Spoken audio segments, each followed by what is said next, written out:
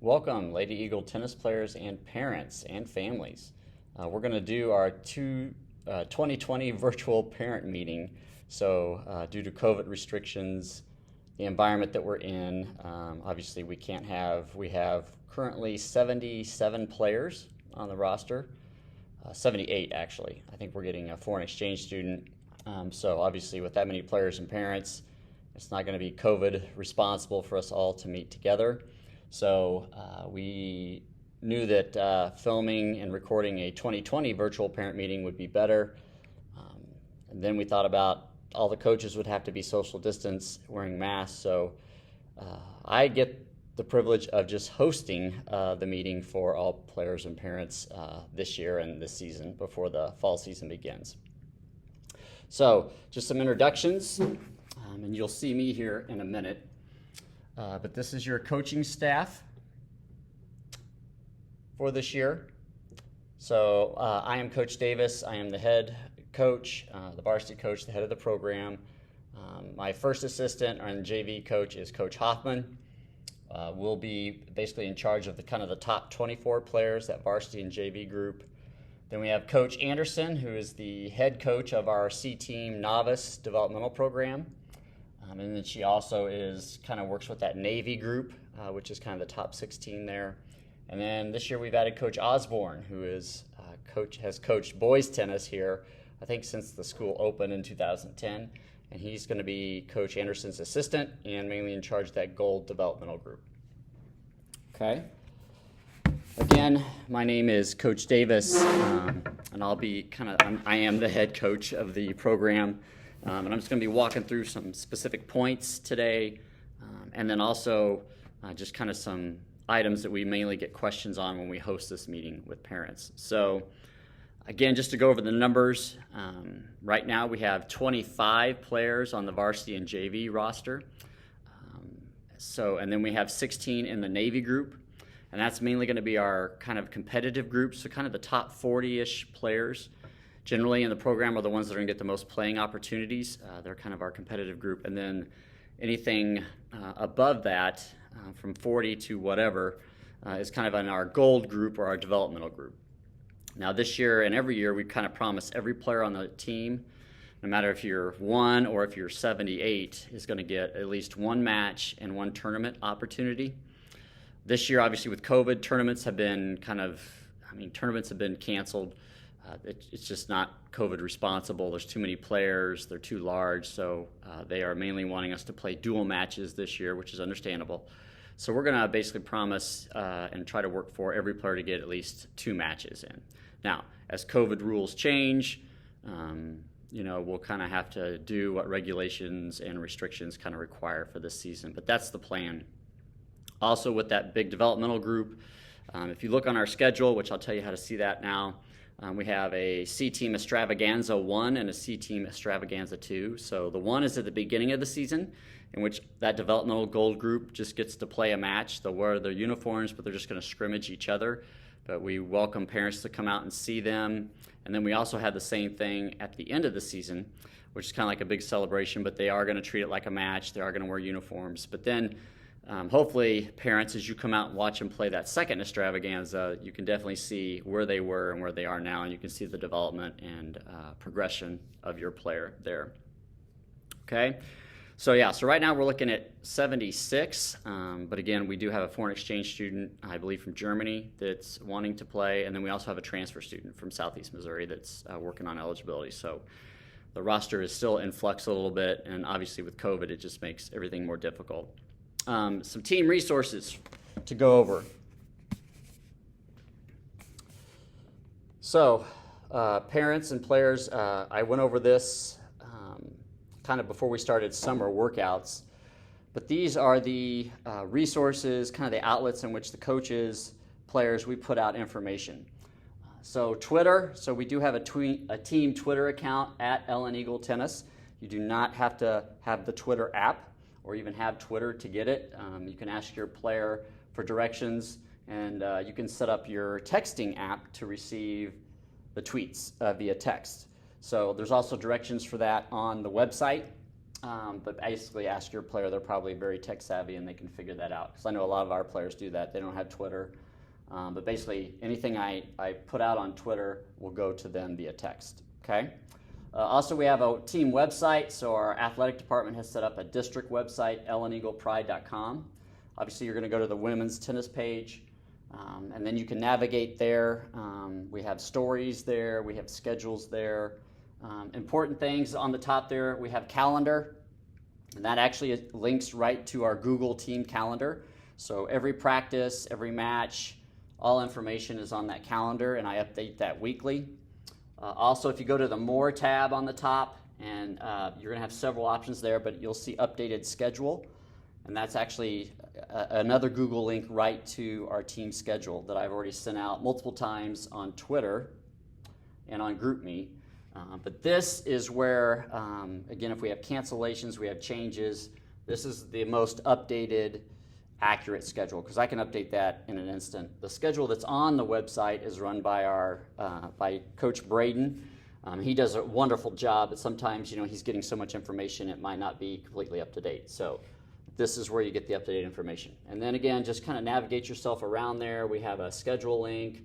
We have a link to the coaches, to our roster, but we have a lot of good information there.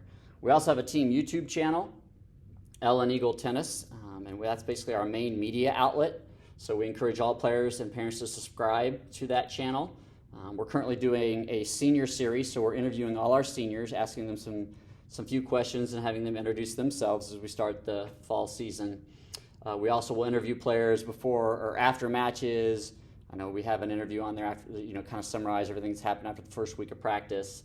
We'll do some fun things. We're going to put out a video kind of invitation to our jamboree that we're having this Friday. So the girls will actually film that today probably. And then obviously GroupMe. So this is a team account only, so it's only for players. But if you need information, ask your player to check GroupMe because this is a place where players and coaches can send out information, and this is up to date, instantaneously. So those are our 4 kind of media resource outlets in which we put everything on. So we just want you to get familiar with all 4 of those, and you'll need them all as we progress throughout the season. Okay. All right, also then on our website, if you go to the Lady Eagle Tennis page and you click on More, I think one of the second or third things down there is going to be team information and rules. And I know some parents have already requested access to that doc. It's a Google Doc that we update, but basically that just summarizes our team philosophy, kind of just a general overview of how we do things, how we view players, the season, matches, and so on and so forth. Some rules, information, and I'm just going to go over just kind of one big point there that we usually get questions on. So in there it does talk about how we evaluate players and that we use a algorithm that kind of has 5 variables. So we don't use one thing to determine our players' rank on the team. We use five factors. Now again, I've been doing this for 26 years and some of the coaches have played for me, so they've actually had this, they went through this process as a player and now as a coach. I think it's important to remember that it is a MSHSAA requirement that we rank our players. So it's not a fun process, but it's something that we're required to do by MSHSAA, and we have to post our rank so that MSHSAA can evaluate it, but also any coach in the state of Missouri, and especially the coaches that we play in matches, can look at our rank order and know what it is. And so after each match, our rank order is evaluated by the coach, and then also at periods throughout the season, it's evaluated by MSHSAA. So we are held accountable for our rank. And we have never, ever in 26 years been protested by another coach or by MSHSAA. We haven't been audited. So I think that in and of itself is kind of the key factor that we look at to know that we're doing it right. Also, I think at the end of the season, us coaches get together, and that's one of the first things we go over is, do we have the players ranked in the right order? Did we make any mistakes? Did we miss anything? And every year it's been, yeah, I think we have the right rank. So now, we know that we have to look at it from a team perspective. You look at it just from your player. So your perspective is very narrow, and that's okay. You're the parent. It's biased. It serves a specific agenda. So just keep that in mind as as you seek to understand our evaluation process and talk to your player. And again, if there are any instances, the player needs to talk to the coach first. That's the first step. That's on that doc.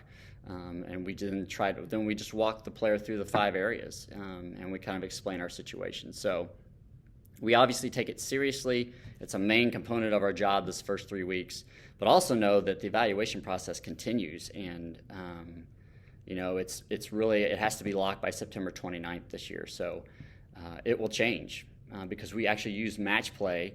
If you look down there, I'll go by the first variable is match play. So we really want to see the player play an opponent, somebody else, not somebody from our team. So probably the thing that we weigh the most is when we start playing matches. And every time the player plays, it's kind of like a challenge match. We're evaluating their development, their use of strategy and skills, and that's what we're looking at. The second one is serve. They have to have a certain level of serve to play varsity tennis. Because if you don't, then you're just a liability to yourself as a player, but also to the team in doubles or whatever. They also have to have a set of shots or skills that are requirements, and you can ask your player. Hopefully they know what those are, especially at the JV and varsity level. And if they don't, then that's an issue on us, and we need to clear that up. But I know my players know without a doubt what are the 5 shots that are required and that they have to have them to play varsity tennis. So their serve has to be at a certain level. That's number 2. They also have to have a specific set of shots and skills to play. Number 4 is athleticism and competitive factor. So obviously they need to be able to move at a certain level. They need to have speed, agility, quickness. We do have a lot of girls who just don't move, and that doesn't bode very well. So they need to learn movement and learn how to move throughout the entire point. And then also we're looking for competitive factor, which is basically determination, drive, effort, focus, the ability to do that. And then lastly, we use challenge matches. So we have just finished 2 weeks pretty much of straight challenge matches to kind of add that into the input factor. But also just a lot of observation. I mean, we're always observing, we're always evaluating no matter what we're doing out on the court, whether it's a drill, a competition, individual or team, okay? So we're going to look at that. So we believe that one factor by itself does not give you a complete picture. You need to look at all 5 when you're evaluating a player, and that's what we do. Okay. All right. Match day. Usually we get questions about what goes on a match day. So the most important thing here is to check the team calendar. So the team calendar will have all the information the players need for release times, where the bus is, what uniforms they're wearing, and so on and so forth. Generally, our release times are 2:30 or 2:45, depending on where we're going, how far we have to travel. The bus will pick us up at the field house entrance. That's where the players will meet, and it will also drop us off there at the end of the match. So parents, you can just pick your players up from the high school after the match is over. Our players who drive themselves, that's what they'll do. They'll obviously just get back in their car and drive home. Again, in the rules and information, it talks about how we prefer as a coaching staff, number 1, that all players stay till the end of the match. Because again, it's about team. It's about supporting your team, growing as a team, and actually the girls really enjoy it. So, we do not operate a program where once you play, you can just leave and take off. That's not how we promote the program and how we want to our program to be viewed. So, we encourage the players to bring homework, to bring assignments. Once they're done, we all stay, we all cheer on all our teammates until the match is over. Then we all together get in the bus, and we would prefer that your player ride the bus home with the team. It's just a fun environment. Some of the greatest team building things have happened on the bus. Now, with COVID and everything that's going on, we know that some of you might not like that or feel safe with that. So we will have a player checkout available in which parents can sign their players out, but that will be, again, at the end of the match. Okay, and then I'll talk about some of the COVID stuff here in a minute. A match typically contains 6 singles matches and 3 doubles matches. So there's a total of 9 points that can be awarded or won in a match. First team to 5 wins. But in the regular season, you go ahead and just play it out. So it will always total 9 points, whether it's 6-3, 7-2, 8-1, 5-4. Okay. Now, that's varsity JV. That's pretty much what they're going to play if they're playing a dual or a regular match. C team, especially as we get down that that Navy group will probably be playing singles and doubles this year. The gold group will probably just be playing doubles, because what happens is we have 38 players on that squad. If we play another C team, we'll coordinate how many to bring, and then generally just to get everybody a playing opportunity, we're going to play doubles. So it's just a more opportunity to get all the players a playing opportunity, as that's our goal. So that's generally what we'll be doing. At two extravaganzas, that's what they'll be doing. They'll be playing doubles at that gold level. Okay? All right, team snacks. So again, this might be affected by COVID, but Coach Anderson is in charge of coordinating and formulating a snack plan, and she usually will contact and have some parents volunteer to help her with that. In the past, we've had drinks and snacks on the bus with us. They've been dropped off and we've taken them. This year with COVID, they have to be individually packed if we're going to do it. So each player has to have their own bag or their own snack bag or whatever. So we'll kind of work, Coach Anderson will be working through that. But again, since we play generally during the dinner time, players are hungry, they do need a snack. But the main thing we're defaulting to this year is because of COVID, you can't share anything. So all players need to pack supplies. So again, we're encouraging a mask, their own hand sanitizer, a towel, drinks, snacks, anything that they're going to need. Bring their homework, because players, after they're done, can work on their homework at the match site. So we obviously want to give them time to do that. And, they can sit by a match. You'll see it all the time. They'll sit by a match, they'll do their homework, and they'll cheer, which is a great thing to see. And usually I'll pop those pictures up on Twitter. Okay? Also, it's important to know that if you read our schedule, again, on the website, we play a lot of split site matches, which means if varsity and JV is at one location, the C team will play the same opponent at another. So if you look at our first match, we play Staley. Varsity and JV is at Staley. C team is playing Staley here at Liberty North High School. So because of the large numbers, we split. Okay? COVID-19, real quickly. So we're going to have restrictions, and those are evolving and flowing and changing as we go. So I know that we'll release something right before our first match about what are going to be the restrictions that we follow. It is important to know that those restrictions will change depending on who we play. There's going to be a set core of restrictions that we all have to follow, but some districts will go above and beyond that. So, we'll send out that information. We'll talk to the players as they go. But right now, we know obviously there's going to have to be social distancing. So right now, we'll have to distance on the bus. We'll have to distance at every match that we play. We're outside, so that's a little bit easier. Parents right now at Liberty North, you are going to be allowed into the courts, into the spectating areas, but we're going to ask that you do social distance, that you do wear a mask. Our players are going to have to wear a mask if they're not on the court surface playing. So obviously social distancing is just going to be a problem. Now, I know that for a fact when we go to certain match sites, parents won't be allowed into the court complex. So you'll have to watch from outside the perimeter, which is not going to be obviously the best scenario because the wind guards create an obstacle to viewing. But that's just with the COVID restrictions what we're doing. Sanitizing, again, all players should bring their own hand sanitizer, but we will also provide some. They need to sanitize before they go on the court and after they get off the court. And then they can sanitize subsequent times that they want. They have to wear a mask. Again, the district has provided gaiters for all the players and coaches.